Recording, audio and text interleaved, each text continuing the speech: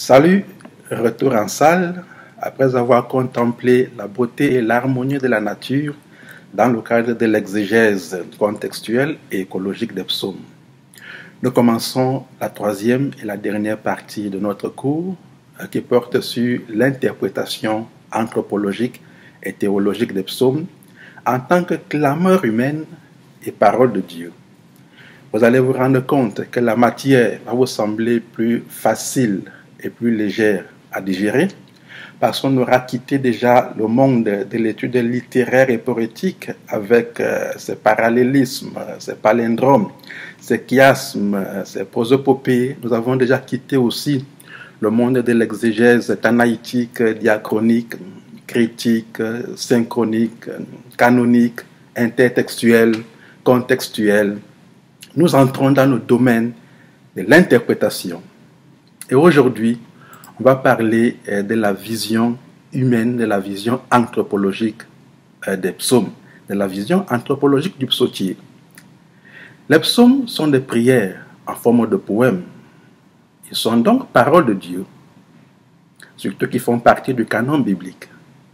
Mais la véritable question est, qu'est-ce qu'on entend par parole de Dieu? Que veut-on dire quand on dit parole de Dieu? Rappelez-vous qu'on a déjà abordé la nécessité de prendre en compte la préposition de dans sa triple assertion qu'on a appelée son triple génitif. On a parlé du génitif subjectif, du génitif objectif et du génitif explicatif ou génitif hyperexégétique. Donc, quand on dit parole de Dieu, en fait, on veut dire trois choses. La première, du point de vue subjectif, c'est que ce que Dieu dit, donc Dieu comme sujet de la parole, c'est Dieu qui parle. La deuxième, du point de vue objectif, c'est ce qu'on dit de Dieu, donc c'est la parole sur Dieu, ce que les humains disent de Dieu. Et du point de vue explicatif, c'est comprendre Dieu comme la parole. L'auteur du 4e évangile nous a dit cela de la plus belle des manières. On peut lire dans son texte « Kaitheros en hologos ». On peut traduire littéralement « Et Dieu était le Verbe ». Nous avons l'habitude de dire simplement « Et le Verbe était Dieu », c'est pareil, blanc bonnet, bonnet blanc. Donc, quand on dit « parole de Dieu », on est en train de reconnaître en même temps que les psaumes comme prières sont également aussi paroles humaines. Il y a donc une dialectique entre anthropologie et théologie dans les psaumes. C'est la raison pour laquelle deux grands théologiens, Henri de Lubac et l'autre Henri Bouillard, nous ont enseigné que l'expérience de Dieu est aussi l'expérience du sens de notre existence. Donc il n'y a pas d'expérience véritable de Dieu s'il n'y a pas d'expérience humaine véritable. Il y a donc une dialectique entre anthropologie et théologie. Il y a une dialectique entre paroles de Dieu et paroles humaines. Et donc, cette dialectique nous pousse à nous poser quelques questions en ce qui est des psaumes. Qui parle dans les psaumes? À qui s'adresse-t-on? Aux hommes? Aux femmes? Ou à Dieu? Évidemment, en réalité, on dirait à tous. Les psaumes sont paroles de Dieu, nées dans des circonstances historiques et humaines concrètes. Cette humanité transparaît dans le langage, dans les personnages et dans les fonctions. C'est la raison pour laquelle, pour une véritable étude anthropologique du psautier, je propose un schéma tripartite. En premier lieu, on devrait commencer par analyser le langage du psaume et voir comment il nous révèle la vision humaine des psaumes. En deuxième lieu, on devrait se demander comment, par quels moyens ces paroles humaines arrivent-elles à devenir paroles de Dieu. Et en troisième lieu, on devrait s'intéresser à la conception des genres dans le psautier. Mais pour cette capsule, nous nous limiterons aux deux premiers aspects. L'analyse du langage et de la vision humaine qu'il véhicule, ainsi que l'analyse de ce processus de conversion des paroles humaines en paroles de Dieu. Je vais commencer par une citation. J'ai accoutumé de nommer ce livre une anatomie de toutes les parties de l'âme, pour ce qu'il n'y a affection en l'homme qui ne soit ici représenté comme dans un miroir. Fin de citation. C'est ainsi que le réformateur Jean Calvin qualifiait le livre des psaumes, avant d'ajouter, même pour mieux dire, le Saint-Esprit a ici un portrait au vif toutes les douleurs, tristesse, crainte, doute, espérance, sollicitude, perplexité, voire jusqu'aux émotions confuses desquelles les esprits des hommes ont accoutumé d'être agités. Vous pouvez aussi percevoir les traces du langage du français parlé à l'époque. Évidemment, on ne saurait parler du Saint-Esprit concrètement dans les psaumes, ni dans aucun autre livre de l'Ancien Testament, en dehors du principe christocentrique qui détermine l'exégèse des pères de l'Église et l'exégèse des réformateurs, dont le principe christocentrique est un principe qui établit une dialectique promesse-accomplissement entre l'Ancien Testament et le Nouveau Testament. Ce principe concrètement invite à comprendre que c'est dans le Nouveau Testament et en Jésus-Christ que s'accomplissent les promesses anciennes et concevoir l'Ancien Testament comme une annonce du Christ. Voilà pourquoi on parle de principe christocentrique. Mais au-delà de cette querelle purement théologique, on peut reconnaître que le langage fait parler la chair dans les psaumes, dans toute sa faiblesse et sa complexité. Le langage est révélateur de l'humanité des psaumes par les sentiments qu'ils expriment. Et dire que le langage fait parler la chair, c'est dire que le langage fait parler l'humain dans toute sa naturalité. Vous savez, l'anthropologie biblique est une anthropologie qu'on appelle trichotomique. Il y a une vision trichotomique de l'anthropologie biblique. L'humain, dans la Bible, est conçu comme composé de trois parties. Il y a le corps, qu'on appelle basar en hébreu, et soma, somatos en grec. Il y a l'âme, qui est la nefesh en hébreu et la psyché en grec. Puis il y a l'esprit qui est la roa en hébreu et pneumatos en grec. Mais lorsqu'on dit en grec sax, sans dire soma, on parle de chair. Et parler de chair, c'est parler de l'humanité dans tout ce qu'elle a en termes de limitation. Donc en effet, l'univers des psaumes est envahi par les sentiments humains les plus habituels que ceux déterminés par les circonstances historiques concrètes dans lesquelles ces prières ont été formulées. Des circonstances essentiellement marquées par la douleur, la détresse et l'humiliation de l'exil babylonien. Le psaume 137, par exemple, fait éloge de la vengeance.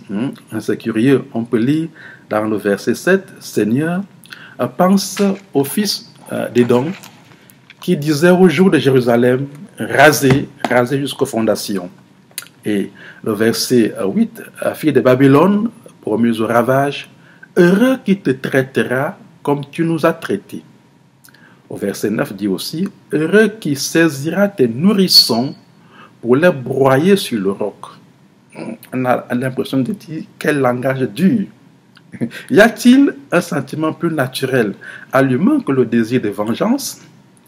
Évidemment, ces paroles des versets 7 à 9 du psaume 137 sont très dures et leur sens est indiscutablement violent au point où on pourrait se demander comment est-ce que ces paroles-là peuvent arriver à se hisser au rang des paroles de Dieu.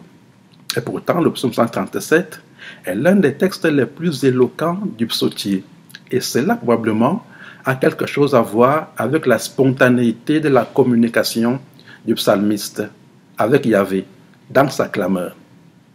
Les psaumes 10 et 89, pour leur part, traduisent la lamentation et la plainte, des sentiments aussi humains que la vengeance.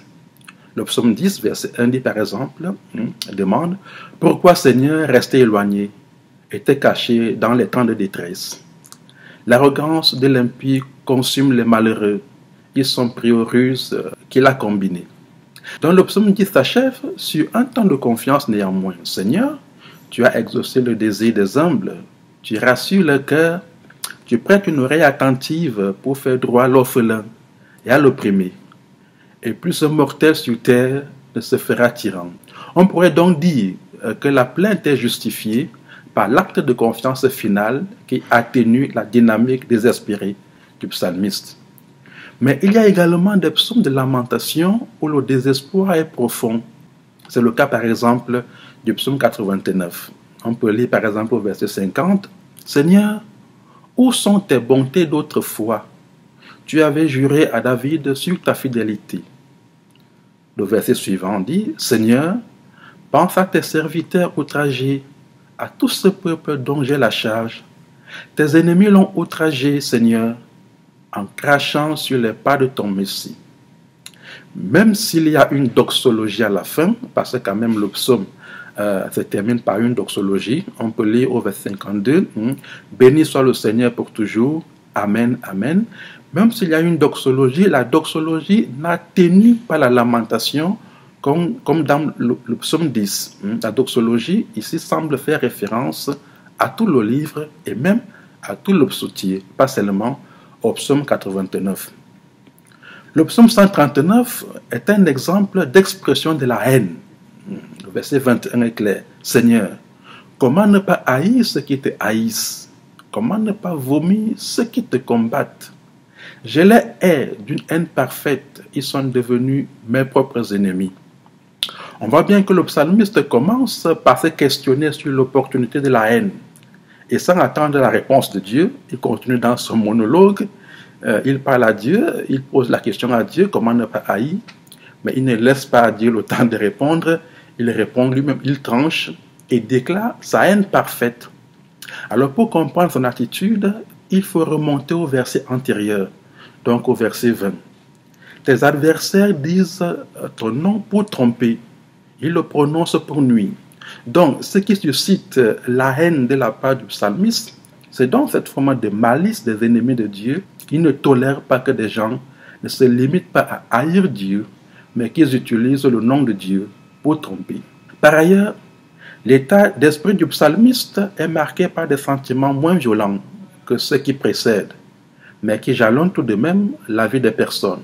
C'est le cas par exemple de l'insécurité qu'on retrouve surtout dans le psaume 113. Le verset 1 est une confession de foi en la bonté indéfectible de Dieu envers Israël et ses fidèles. On peut lire « En vérité, Dieu est bon pour Israël, pour les hommes au cœur pur. » Mais cette conscience n'a pas toujours réconforté le psalmiste. Il a eu des moments d'incertitude, des moments de doute. C'est ce qu'il exprime dans les versets 2 et 3. Je lis « Pourtant, j'avais presque perdu pied, un rien, et je faisais un faux pas, car j'étais jaloux des parvenus.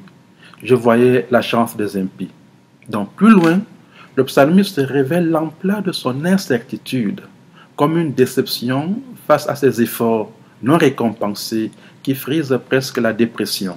On dit au verset 13, « En vérité, c'est en vain que j'ai gardé mon cœur pur et lavé mes mains en signe d'innocence. J'étais frappé chaque jour, corrigé chaque matin. » Donc, on voit que quand même, il y a une certaine incertitude, il y a un certain doute dans l'esprit du psalmiste, malgré la confiance en la fidélité de Dieu. Mais l'âme humaine n'est pas faite que pour ressentir du mauvais.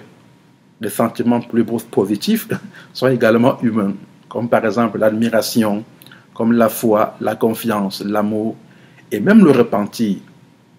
Le psaume 8, tout comme les autres psaumes de la création, traduit l'admiration face à la grandeur et à la bonté de l'œuvre de création, qui est en réalité une admiration au Créateur, donc à Dieu. Et saint Thomas d'Aquin a justement essayé de faire la même lecture, c'est-à-dire démontrer que la contemplation de l'harmonie et de la beauté de la création nous permet de remonter jusqu'au Créateur. Parce que, dit-il, si la création est si harmonieuse, cela signifie que le Créateur est l'harmonie même, l'intelligence absolue et la beauté absolue. C'est ce qu'il a appelé les preuves cosmologiques de l'existence de Dieu. Donc l'admiration de l'œuvre créatrice de Dieu, c'est aussi l'admiration de Dieu, comme le fait le psaume 8. Donc le psaume 8 commence justement et se termine par l'okelal, qui est une forme d'inclusion qui situe tout le poème dans l'admiration à Dieu. On peut lire aussi bien au début qu'à la fin: Seigneur notre Dieu, que ton nom est magnifique par toute la terre. Avec ces paroles, le psalmiste magnifie le nom de Dieu. Mais de quel Dieu parle le psalmiste dans le psaume 8? Le texte hébreu utilise le vocable Adonenu. Alors Adonenu est un vocable hébreu qui est composé du substantif Adonai, qui est, comme nous l'avons déjà signalé, une variante de Yahvé, qui signifie donc Seigneur.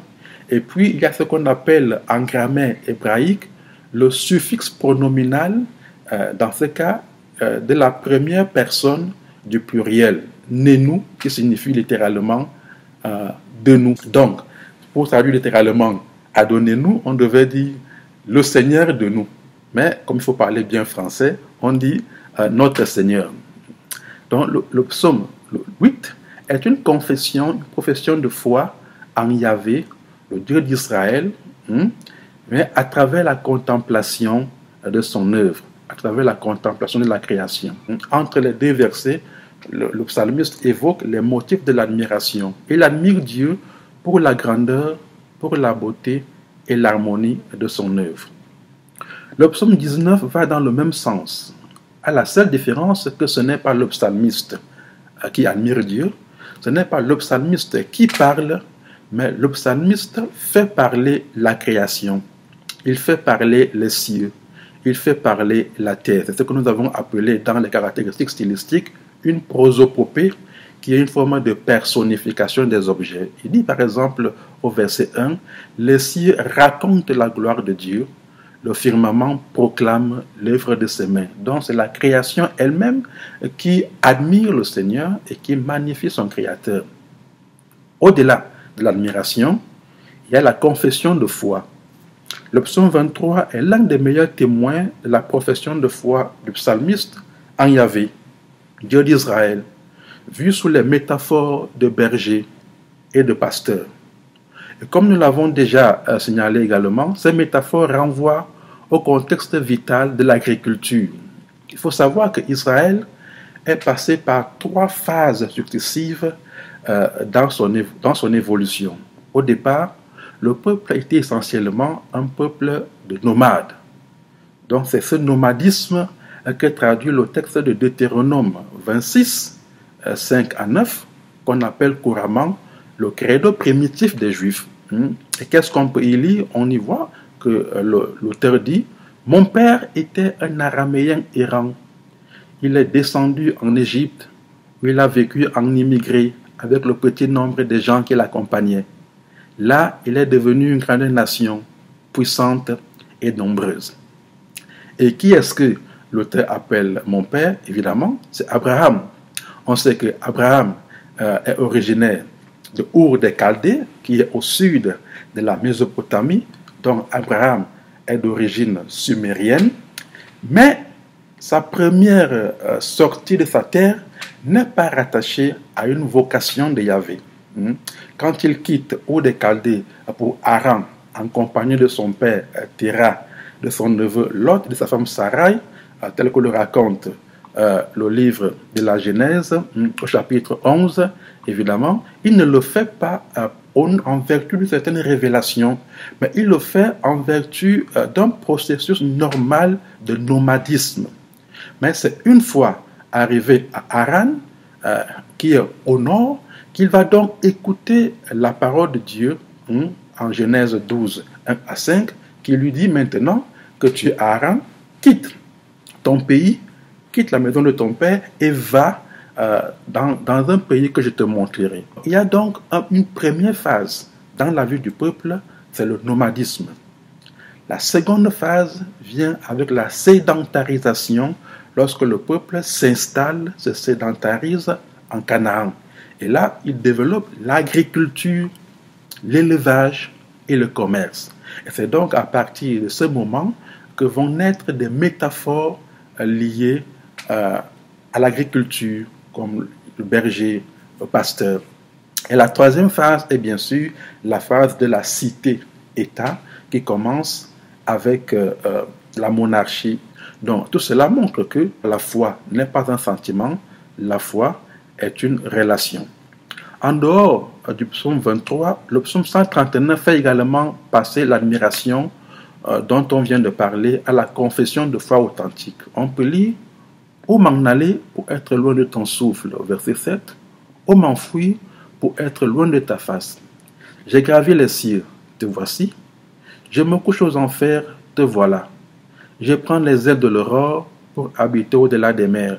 Là encore, ta main me conduit, ta droite me tient. » Donc le psalmiste confesse la fidélité de Yahvé et sa foi en cette fidélité de Yahvé. Le psaume 32, pour sa part, enseigne le remords et le repentir. Signe de conversion, après que la personne ait pris conscience de sa finitude devant Dieu, de sa pauvreté, de sa situation de poussière, dont le remords et le repentir sont des sentiments profondément humains. Comme le psaume 51, le psaume 32 est également attribué à David. On peut lire par exemple « Heureux l'homme dont l'offense est enlevée et le péché couvert. Heureux celui à qui le Seigneur ne compte pas la faute et dont l'esprit ne triche pas. Tant que je me taisais, mon cœur s'épuisait à grogner tout le jour, car jour et nuit, ta main pesait sur moi. » Verset 5. « Je t'ai avoué mon péché, je n'ai pas couvert ma faute. J'ai dit, je confesserai mes offenses au Seigneur, et toi, tu as enlevé le poids de mon péché. » Donc, une attitude de conversion, une attitude de repentir, une attitude de remords. Donc, si dans les psaumes, on retrouve de la vengeance, on retrouve de la haine, de la contrition, du repentir, de la confiance, de la foi, on y retrouve aussi l'amour. Le psaume parle de l'amour, et le psaume 45 en est l'exemple type. C'est un chant d'amour qui a l'air d'une séduction poétique et qui n'a rien à envier au poème d'amour du Cantique des Cantiques. Dans le psaume 45, nous plongeons dans la beauté de l'art et du langage poétique. On peut juste savourer quelques versets. Le cœur vibrant de belles paroles, j'ai dit mes poèmes en l'honneur du roi. Que ma langue soit la plume d'un habile écrivain. Tu es le plus beau des enfants des hommes. La grâce coule de tes lèvres. Aussi Dieu t'a béni à tout jamais. Tes vêtements ne sont que myrrhe, aloès et cannelle. Sortant des palais d'ivoire, des mélodies te réjouissent. Des filles de roi sont là avec tes bijoux. Et debout à ta droite, la dame avec de l'or de fille. Écoute, ma fille, regarde et tends l'oreille. Oublie ton peuple et la maison de ton père. Le roi sera séduit par ta beauté. C'est lui ton Seigneur, prosterne-toi devant lui.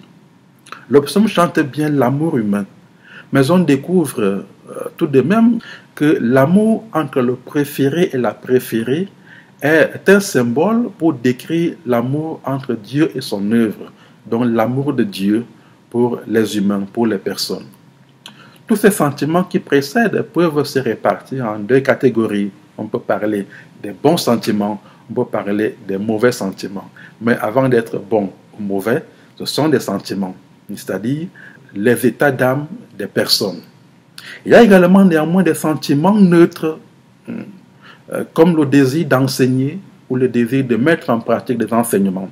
C'est le cas par exemple dans le psaume 119, qui est en effet l'exemple type de ce qu'on a appelé des psaumes acrostiches. Le psaume 119 est composé de 22 sections identifiées par une lettre de l'alphabet hébreu.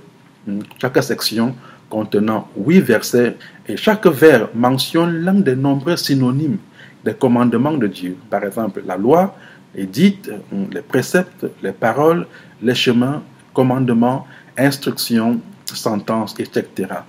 Donc l'objectif est tout simplement d'enseigner, d'instruire, comme dans les textes de sagesse orientaux, égyptiens et mésopotamiens. Donc le psaume 119 nous rappelle la racine saptentielle du psautier en général. Le psautier est une œuvre sapientielle qui s'enracine dans la tradition sapientielle d'Israël, qui a également sa source dans les traditions sapientielles antérieures. Et par exemple, dans la tradition sumérienne, où on retrouve la plus ancienne systématisation du fait religieux, qui doit remonter plus ou moins à la période de bronze, entre 3000 et 2600 avant Jésus-Christ, on retrouve le dieu Enlil, qui est le dieu des sages, donc le dieu de ceux qui instruisent. Et tout ce qu'on vient de dire montre comment les psaumes sont des paroles humaines, qui traduisent des sentiments humains.